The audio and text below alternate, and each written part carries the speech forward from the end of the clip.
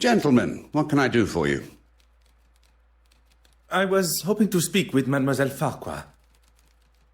I'm afraid she already has her hands full with the story.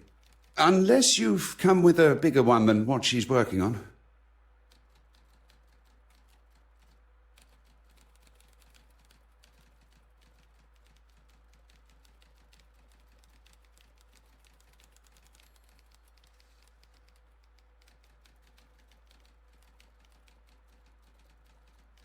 Perhaps another time, gentlemen. We really are very busy.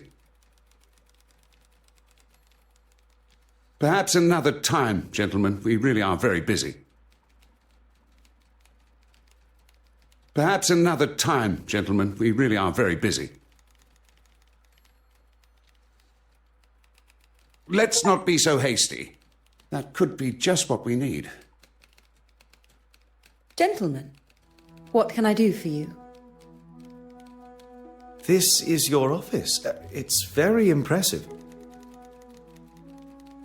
Mademoiselle, would you have time to answer some questions? I don't really have time right now. Perhaps we can schedule... I assure you I shall remain focused and my questions relevant. Fine. Make it fast. Is she all right? I'm afraid not. Heavens, how awful. Did she have any close relatives? I do not believe so. And her parents have both passed also. She was the last remaining Court Smythe. A question I did not expect. Although at least she is showing some form of compassion for Mademoiselle Court Smythe's family, or lack thereof.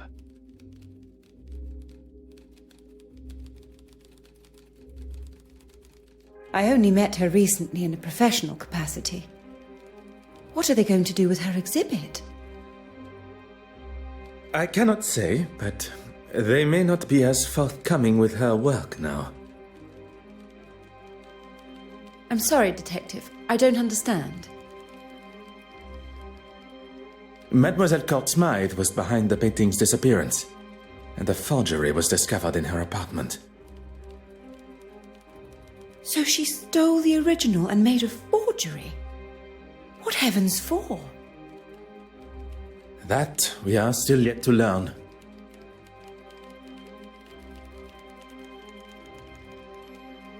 Am I a suspect? We are just trying to gather all the information. Isn't that right, Poirot? Oui, that is correct. I'm sorry. It's just a lot to take in at once. I was working late into the evening yesterday. I had to get my article on the gala written. And the photographs, they had to be developed. There was probably someone still around in the office if you wanted to check. I'm sure you want to have every I dotted and T crossed.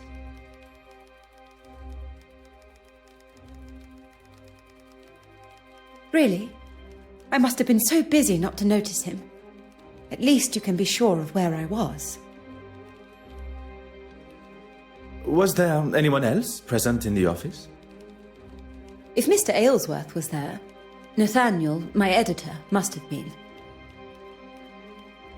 It strikes me as rather strange that Mademoiselle does not recall seeing such an important figure in the office. But not everyone can be as observant as I. I shall speak with the editor, as he will be able to confirm the presence of both in the office. Merci, mademoiselle. That is all for now.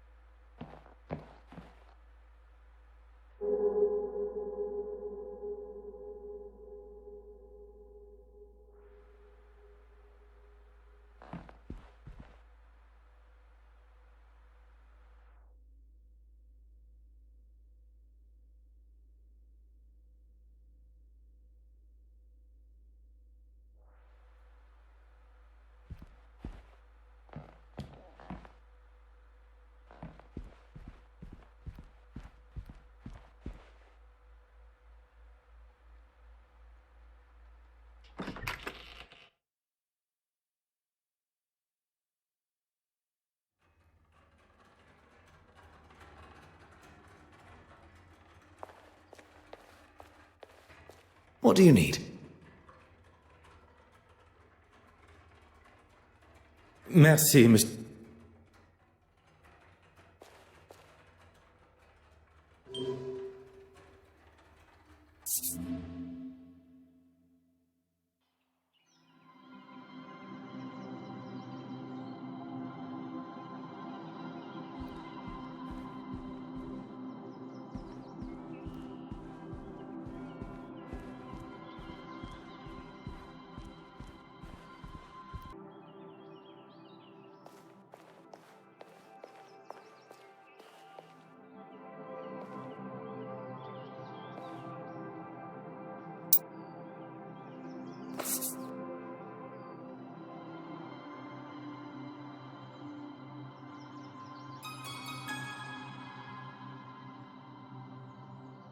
Voila.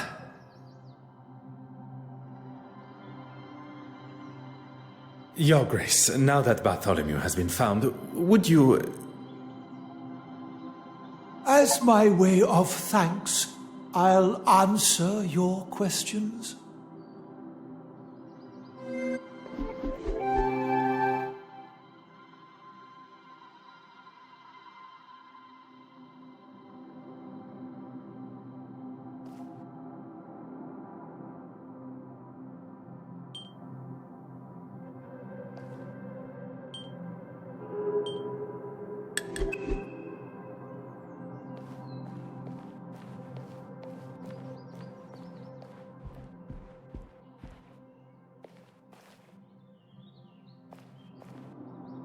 Very well. Get on with it.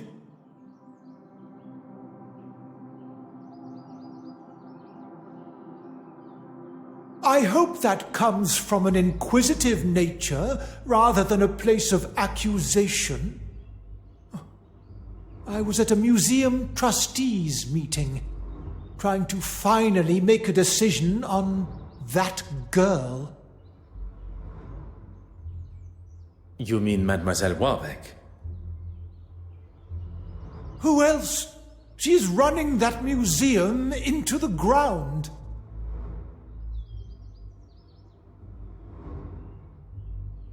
And following the meeting? I returned to the church to prepare for Compline prayers, although I don't think I was alone. You don't think? I got the feeling that someone had followed me from the museum. I never saw them, but I know what I felt.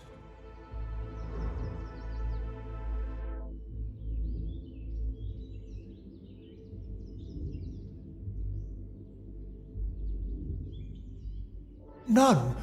I knew her merely by reputation, and a questionable one at that. Do you want to tell me what all these questions are about? Mademoiselle Court Smythe was murdered last night.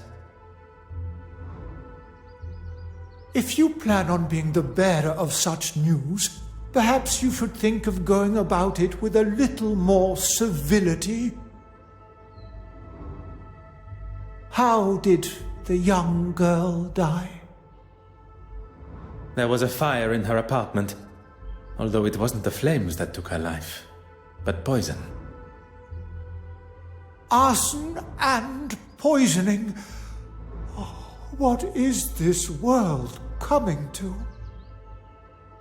Bishop Mountjoy claims he barely knew Mademoiselle Court Smythe, but still showed a level of empathy I was not expecting.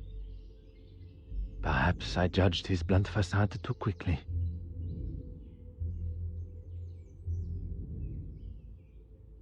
Oh, found it? Really? Oh, heavens be! The Lord has shown his will once more. I can only assume his delayed excitement came from being off guard. Unfortunately, I must turn his elation into disappointment. If your Grace would allow me to finish, A forgery of it was found in Mademoiselle Courtsmith's apartment, but it was destroyed in the fire. She was the thief all along? Well, that just... A forgery? You mean she made a copy of it? It appears that way. I will rightly light a candle for her soul this evening, but that will not give her absolution from what she faces kneeling before our Lord.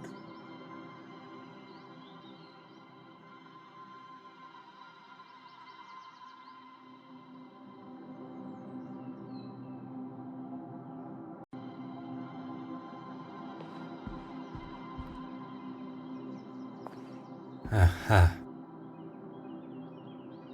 Huh.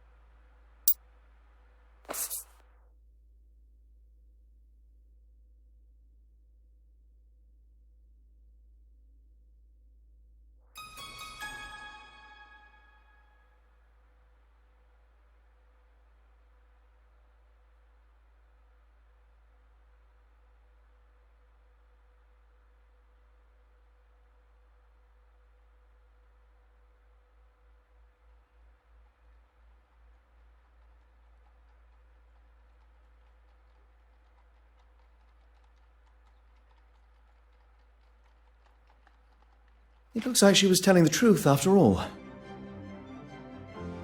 About composing the letter, oui. But we cannot confirm where it was penned. What's all this other stuff? I don't think it's from the letter to her father. It seems we have stumbled across the names and addresses for the guests of the gala, although they are not all legible. We have gathered all the information we can from the guests at the gala. All except... Betty's husband, Mr. Christensen. Oui. We are now in possession of his address, where he is no doubt hiding like a frightened young boy avoiding his headmaster's ruler.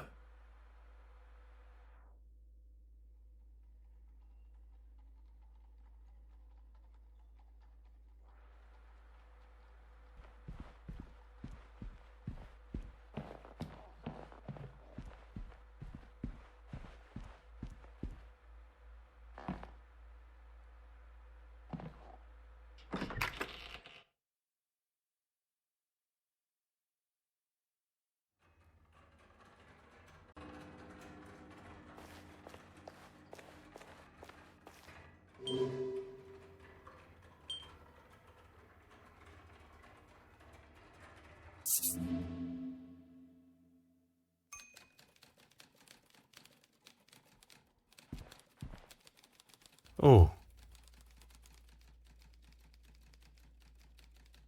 Voila. And just like that, the address of Monsieur Christiansen's apartment.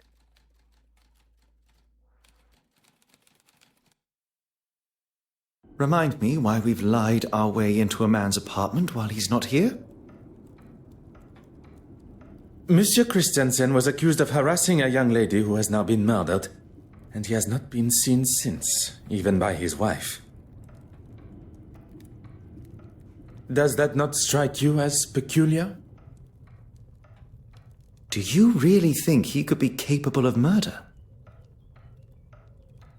I believe everyone is capable, under the right circumstances. And right now, I believe Monsieur Christiansen is in that position. While we have no suspect to question, let us use our time wisely and search for clues. Leave no stone unturned.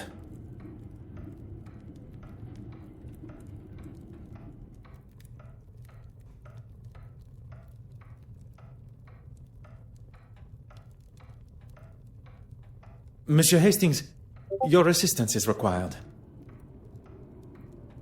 Of course. What do you need? What can I do for you? I will not take up any more of your time.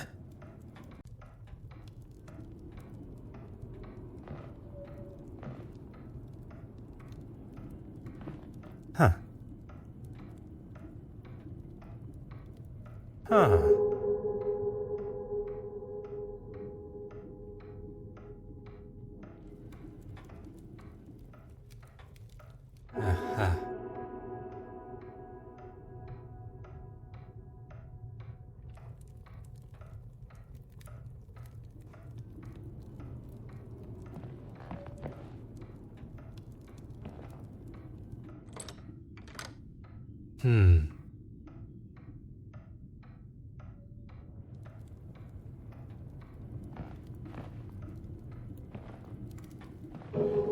Ah.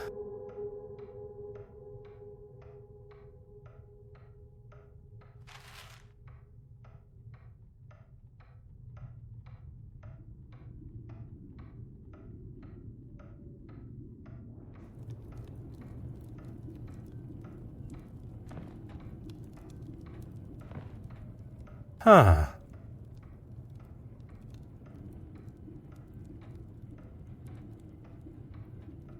Uh-huh.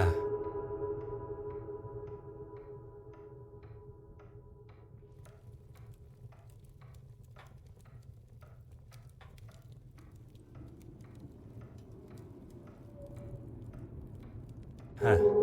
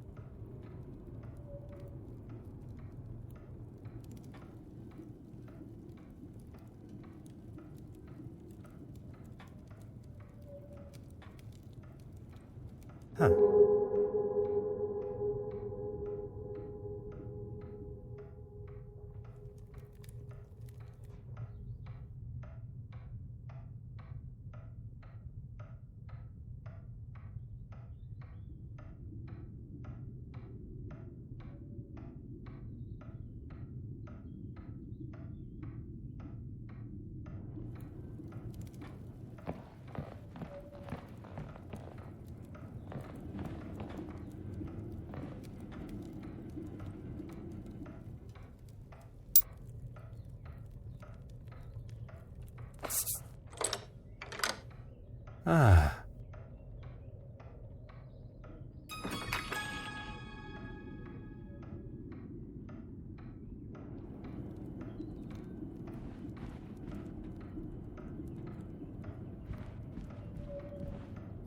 Hmm.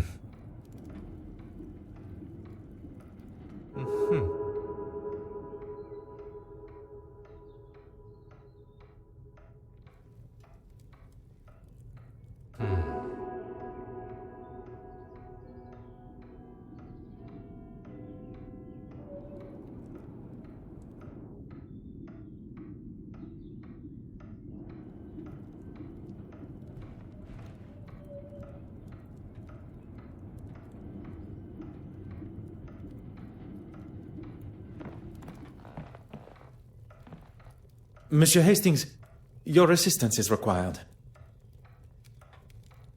Of course. What do you need? What can I do for you?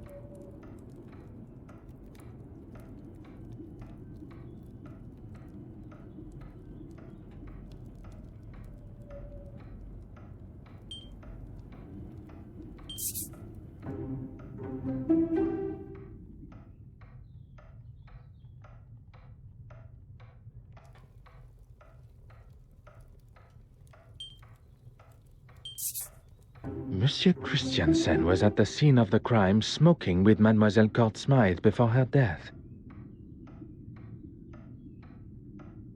Could he be the holder of the original Penitent Magdalene painting? He may very well have hidden it here.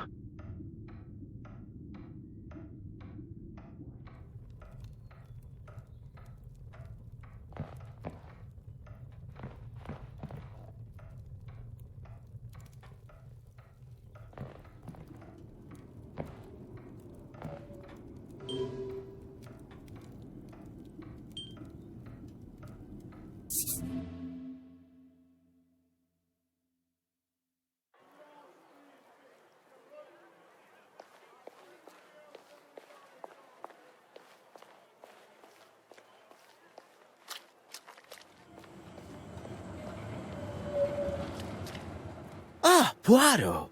Good to see you. The feeling is mutual, Monsieur Demire.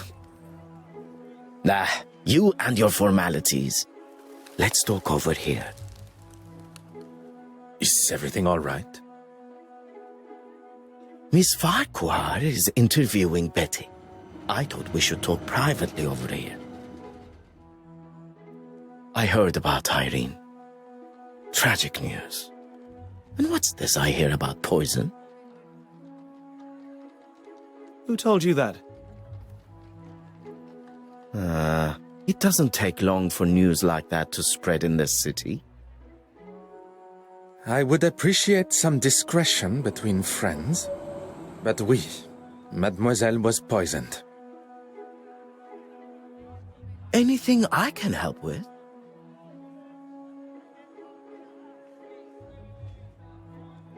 I won't take offense, as I know you're just doing your job.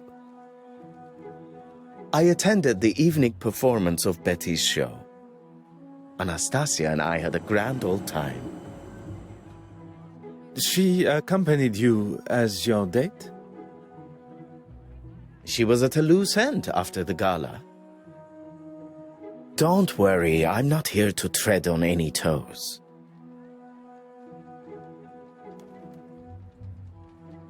I mean, he can hold a conversation of sorts. You do not think particularly highly of him. I've never had a problem with him before. Look, I ran into him last night in a bar after the show, and by the looks of him, it wasn't his first drink of the night. He was trying to sell me a lucrative business opportunity, a way we could both make some quick money. Did you take him up on his offer? God, no. When someone offers you something that sounds too good to be true, it usually is.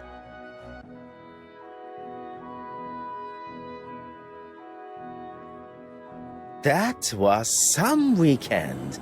You should get him to tell you about it sometime. Bragging is a sign of overconfidence and grandiose behavior. You know, at first I found those kind of replies annoying. But now, charming almost. I shall accept that as both a compliment and a sign of your maturity. If it wasn't for the detective here, I would probably still be wallowing in my own anger and self-pity. You have lived a life many of us have only heard about in stories. A life that we all hope no one will have to live again. I second that.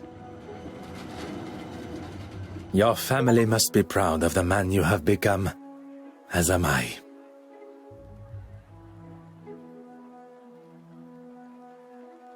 I will not take up any more of your time.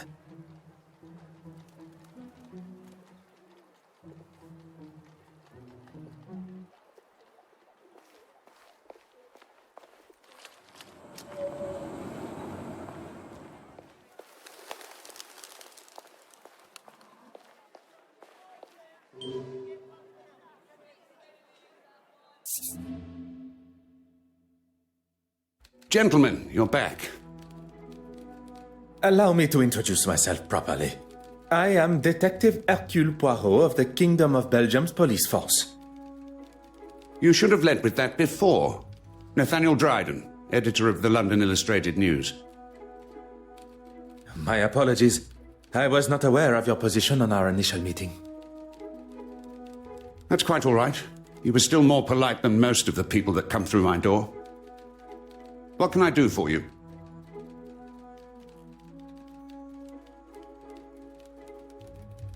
I did, but that was supposed to be an exclusive. How did you know? It is a detective's job to know such things. Doesn't really explain how, but okay. He said he had something to tell me that was going to blow me away. I couldn't say no. Indeed, she was. Although she was working on her own story, so I left her to it. At no point did she leave the office?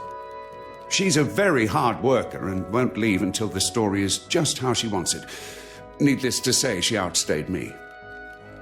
She had photographs to develop too, so was in the dark room for some time. I'm sorry, gentlemen, but I have another appointment, if you don't mind.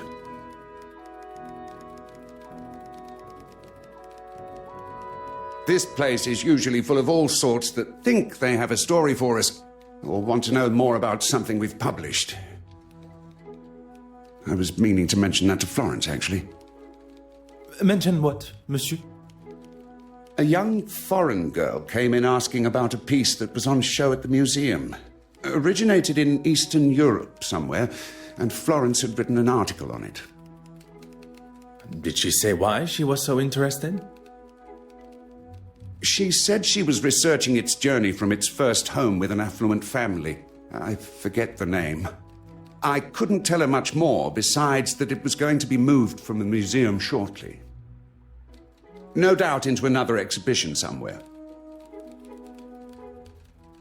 Could this inquisitive young woman have been Mademoiselle Babagna? But why so curious about that particular piece of jewelry? Merci. You have been most accommodating.